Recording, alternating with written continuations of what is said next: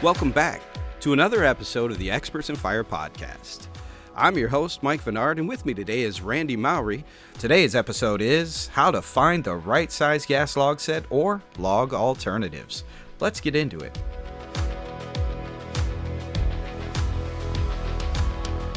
Hey Randy, how you doing, brother? Oh, I'm doing fantastic. Fall's looking to roll into Michigan soon, thankfully. It really makes it beautiful as you drive around and look at all the trees. Right? I gotta say, dude, my spring was phenomenal because we didn't get a ton of rain.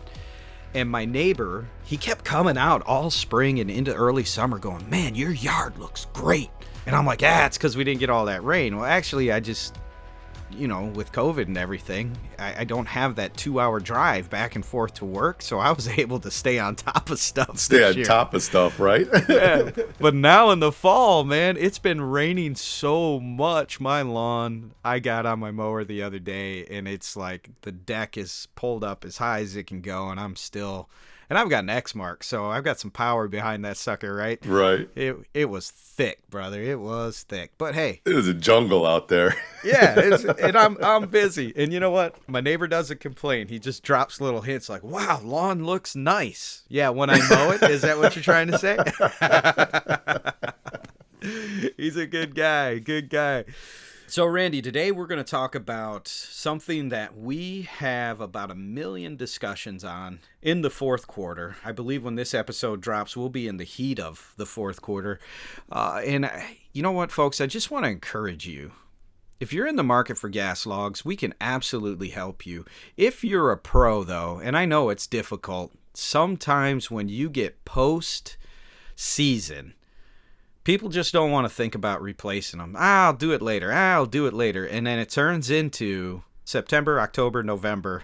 Everybody wants gas log sets, right? Everybody. So we are going to talk today about how to find the right size gas log set or log alternatives. So there are, alternatives to just having logs in the fireplace. There are some other things we'll talk about here. But really what it boils down to is what's the right size. And Randy, in order to do that, we need to talk about how to measure to know what can even fit in your fireplace. Absolutely. And it's always the first place. We do, like you mentioned, we get a lot of calls at this time of year for gas logs. I mean, all season long, but especially now. And somebody will call and say, yeah, I want to buy, or I'm looking at a 24-inch log set. And my first question is always, are you in a place to take measurements, or have you already taken measurements of the fireplace? Because we want to confirm that for them, Mike. And the measurements of the fireplace are, pretty simple for those that are listening. We just need to make sure that we take the width at the front, the width at the very back wall of that fireplace, the height at the front, and then the depth front to back. And then we can help size that log set for them. Yeah. So just so everyone's aware, when we talk about width in the front and the back, most fireplaces, not all fireplaces, but most fireplaces taper from front to back. They're masonry style fireplaces that are going to taper from front to back. If you're trying to fit gas logs into a zero clearance box, there are going to be questions that we need to have you answer in terms of what kind of zero clearance box this is. We've had people call us and want to put gas log sets into a direct vent fireplace that they just took out the glass. No, that's a negatory. Definitely not, and that's come up. It's where somebody purchases a home. Right. And you find out that it's an actual direct vent fireplace that somebody removed the glass and the glass was standing in a closet, and those are very specific. That's something that you're just not buying a vented gas log set. So right. Definitely a good point to bring up, Mike, for sure. Right. Yep. So gonna need to know what kind of firebox you have, but once you do and you're looking at it going, man, and a lot of times it's folks who are calling us saying, I need to replace the gas logs that are in there, which is a good conversation. Now we can have a conversation about what you actually have current and get measurements from there. But front width, side to side, and then back width, because it is going to taper. And we need to know that because we need to know how wide this thing is going to be, right? And that we're going to get into that here in a second. The other point I wanted to bring up is the depth from front to back. We need to know as well, because that's going to help us size what's going to fit into that depth. You don't want those logs sticking out of the fireplace. And if you have some questions on that, we're always available to answer questions there. Matter of fact, for some of our clients who are unsure, we'll just have them take pictures and email them over to us, so we can see how they're measuring. But more importantly, we can see the fireplace itself and what's going on there. And then you mentioned, Randy, the height, right, from floor to top. For our listeners as well, though, some old fireplaces will taper downward toward the back of the firebox. So that's something you're going to want to watch for as well. A lot of times it's a weird situation, abnormal situation. Typically you have a damper of some sort up there, so that height isn't going to change. But I just wanted to throw that little caveat out there that sometimes it will slope downward toward the back. And so you're going to want to know that too, because your back log is going to be the tallest log, on the stack, and then it's going to come down toward the front. So measuring the firebox, it sounds pretty easy. It is pretty easy, but I do want to encourage you, if you look at it and go, man, it doesn't sound like anything they talked about on that episode, then give us a call and we'll be happy to walk through that with you, or even look at pictures for you. So once we've got that measured, Randy, most people want to go, okay, I'm all set. I can get the 30-inch whatever. That's not the case. No. Yeah, no. Everybody wants to maximize the opening of the fireplace with their logs. Right. We'll get it. I want the biggest log that you have. No problem. I have 8 footers. How big's the fireplace? So, yeah, everybody wants to put, the biggest they can get in there. The firebox measurements are going to help guide us in selecting the right size for the fireplace itself, because there are going to be some variables in there, Mike. Right, absolutely. And that's where I always encourage folks, select a look at this point. Once you have your measurements, you need to select a look, because our manufacturers are different. Some manufacturers say, hey, it doesn't matter. Pick one of our log sets, pick any valve, and it's going to fit. Other manufacturers say, hey, based on, what you select in terms of how you want to ignite this thing is going to determine what size you can use. So until we know what look or what manufacturer we're going with, it's hard for us to size from there. So if we select a look next and just say, hey, I like this look right here. It's rustic, it's charred, it's birch, it's whatever, right? That's the look I'm looking for. Now we can answer the next set of questions. Yes, how you want to operate it. And what we mean by that is the ignition system. The ignition system is going to be attached to your log set, typically on the right-hand side. So these ignition systems are going to vary on the allotted space that they need inside of the fireplace. So from simple match light natural gas, somebody turns a key valve on the side of their fireplace and they use a log lighter to light the burner, and that's going to allow somebody to maximize that opening. Let's say that they want a 30-inch and they have enough room for a match light 30-inch. But we chat about like a safety valve, having some type of safety valve. If that flame goes out, it shuts that gas supply off. Well, now that 30-inch may go down to a 24-inch because we need the space in there, and it progressively goes from there based on, like, now we want a remote control. What type of remote control? Do we want to vary the flame up and down, or do we just want on and off? So those conversations all of a sudden go from a 30-inch down to a 24-inch log set, because we need space for these valve systems to be inside of that fireplace. You have fire-related questions, and we have answers. You can email us your questions at podcast@woodlanddirect.com or give us a call at 586-221-3638. We would love to be able to answer them right here on the Experts in Fire podcast.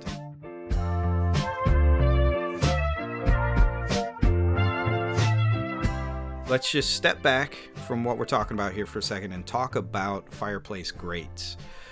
With a fireplace grate, if I'm burning wood, I'm going to have space on the side of those grates because I want to let oxygen flow all around that wood burning fire. It's the same scenario with gas log sets. I don't want these touching the side wall. So how many inches away from the side wall am I typically going to come inward in order for that gas log set to function well? Yeah, typically you're going to have a minimum of 3 inches of space all the way around for like a wood burning grate. On average, based on fireplace sizing and then the grate sizings and stuff like that, that's going to vary a little bit. It may be 3 to 5 depending on the depth of somebody's fireplace. But we want at least 3 inches off of all of these areas, like 360 degrees around that for the wood burning grate. So you're going to carry that into the gas log category as well. And so when you add a valve, that becomes possibly up to 6 inches. Where your valve is might be, 3 inches, but then on the opposite end, it might be 6 inches away because we're still centering the whole system inside the fireplace is what we're doing. And that's the key, making sure that that's in the center of the fireplace. So that space on the sides is going to vary when you're looking at it aesthetically. But that's why they put these sizes in here in the manual for each manufacturer. As you mentioned, we want to make sure there's enough air circulating around. We want to make sure we're not overheating a valve that's going to make it not function properly and or shut it down continuously because it's overheating. Those are built-in safeties for these measurements, and that's why they have these in place. And that's typically, I mean, Randy, at least in my experience, which you have way more experience than I do, the experience, though, is, hey, I got this log set, and it keeps shutting off. And typically, that's what we get, and it's what we hear, and you go, hey, how much space do you have around that thing? Because it needs airflow. That valve will overheat, and it'll, for safety purposes, just shut off. Say, hey, let's keep everybody safe. And I want to stress that to everyone. We work with our manufacturers, and our manufacturers let us know that these types of sizing rules are in place. Number one, for safety. We want to keep people safe. Number two, functionality. It's not going to function properly if you don't follow these sizing guidelines. And it's also why I say pick what you would like to see in that fireplace. Is it an oak, an aged oak, a charred oak, a birch log, whatever you want to see in that fireplace. And then we can determine what type of valve is going to work for you and kind of talk through that process. And like Randy said, there are some manufacturers that the valve doesn't impact the size at all. And then there are other manufacturers that, based on what you choose, a modulating or the ability to raise and lower the flame is a different style of valve, so it sticks off the side a little further. So now we have to shrink that size down some. All important things that you're going to want to be able to size for, but things you're going to want to know so that you can walk through this process. And I'll tell you, please don't do this alone. I know folks think that, hey, it's just a gas line running into the back of my fireplace there. I'll just take the old one off, hook a new one on. Bada boom, bada bing. It isn't always that simple. Always consult a professional when you're working with gas. Shout out to our pros out there who are helping keep people safe in their homes. And I had a buddy who just put one in not too long ago, and he thought that. He bought it, and he's looking at it, and he got a hold of me. And I'm like, why are you calling me? He's like, well, you can help me, right? You're a Master Heart professional. I'm like, bro, there is a local gas pro who is going to help you. That's what's going to happen right now. Exactly. Yeah. So shout out to all our pros out there. I know this is the busy time of year for them as well. I think last year I knew of 2 or 3 local companies here who were out 4 months before they could take another date. So get that work done, take that time of year. But for everyone else who's listening, please make sure you're consulting the pro out there. One of the questions we get asked quite a bit, Randy, is I really don't want a log look. I've redone my home, or I'm building a new home, and it's more contemporary. What are some alternatives to logs, and do these same sizing rules apply? So good question. It's a pretty popular question when folks are transitioning from maybe they've had gas logs in their fireplace for a few years now, but they're changing the look of their house. They want something contemporary, we'll call it. They're pretty popular. It's fiberglass media, similar to, we use a lot of fiberglass in fire pits outside. You can do that in fireplaces. And then the other thing that I've seen a spike in is fireballs, these like cannonballs, these round balls instead of logs. They do apply. We want to make those measurements the same because they're going to have the same type of controls to be able to operate these applications. And just to give a quick example of a fireplace, if when somebody calls, I have a 36-inch fireplace and they think they can get a 30-inch burner assembly inside of them. Well, that might have a requirement of 36 inches wide across the front, 24 in the back, and that's only going to take a 24-inch system in it with the controls. And those are still going to apply to alternatives. So fiberglass media, it is a specific pan and or burner for fiberglass, as well as for the cannonballs and spheres. So we're not using a gas log burner and then just dumping this other media on top of it. There are specific burner setups for each of these applications, and they're great. There's a lot of different colors you can use with the fiberglass media. There's a lot of different sizes. And then there's also what they call like alternative shapes, like spheres, triangle pieces, things like that. So there are some other nice alternatives, Mike, out there for people that just don't want logs. But they're still going to follow the same guidelines when we're talking about measurements, though. Yeah, I think that's the most important thing for people to realize is inside of a gas log set, a contemporary set, there are components, right? And first component that people think of is what's the finished look? I want this type of log, or I want, that cannonball kind of look. And really for us, we start with a burner. There's some type of burner and pan of some sort that all of the pretty stuff, the media, is going to sit on, right? And that's where the decisions get made, is based on that. What do you want that burner to do for you? Do you want it to just turn on and off? Do you want to match light it? Do you want to be able to raise the flame and lower the flame? There are questions to answer inside of that can determine what size set you can get, and then how your media is going to go on top of that. Oh, absolutely. We're chatting about different logs, fiberglass, cannonballs, things of that nature, and they're all great. You mentioned several times, with like the logs themselves, aesthetically, you want to choose the look that you want, and it's just like the fiberglass media. Fiberglass media is just a burner. You're just going to choose what color. It really is what you're doing there.